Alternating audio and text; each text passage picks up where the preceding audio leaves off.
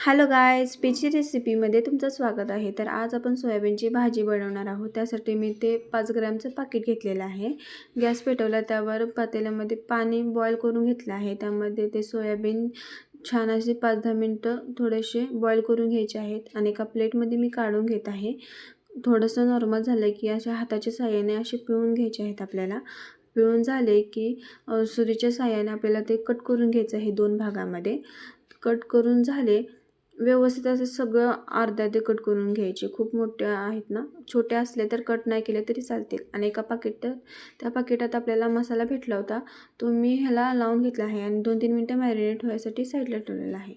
आता इथे मी गॅसवर कढई ठेवली आहे, त्यामध्ये 2-3 चमचे तेल टाकलं आहे। त्यामध्ये ठेचून घेतलेलं लसूण छान असा परतून झाल्यानंतर ह्यामध्ये आपल्याला कांदा टाकायचा आहे बारीक चिरलेला, तोही छान असा परतून घ्यायचा। आणि एक टोमॅटो बारीक चिरलेला ते सुद्धा मी टाकलेला आहे यामध्ये। आणि तो परतून झाल्यानंतर त्यामध्ये हळद मीठ टाकून छान असं 2-3 मिनिटं फ्राय करून घ्यायचं। आणि चवीनुसार लाल तिखट टाकायचं घरगुती, पाणी टाकायचं, 2-3 मिनिटं छान असं मिक्स करून घ्यायचं। आणि शेंगदाण्याचं कूटसुद्धा मी टाकलेलं आहे, हे ऑप्शनल आहे, तुम्ही टाकूही शकता। आणि त्यानंतर मी मॅरिनेट केलेलं ते सोयाबीन टाकलेलं आहे, परतून घ्यायचं आणि झाकण ठेवून 5-10 मिनिटं छान असं शिजवून द्यायचं। आता इथे आपल्याला थोडंसं पाणी आटायचं बाकी आहे, पण असं ठेवलं तरी छान आहे, मस्त लागतं।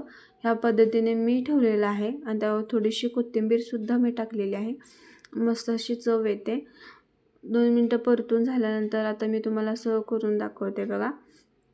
छान अशी आपल्या अप्रतिम अशी सोयाबीनची मसाला किंवा सोयाबीन मसाला ही तयार झालेला आहे, किंवा सोयाबीन फ्रायसुद्धा म्हणू शकता। ह्या पद्धतीने तुम्ही नक्की करून पहा आणि मला कमेंटमध्ये सांगा की भाजी कशी झालेली आहे। आणि आजचा व्हिडिओ आवडला असेल, व्हिडिओला लाईक शेअर आणि सबस्क्राईब नक्की करा। Thanks for watching video.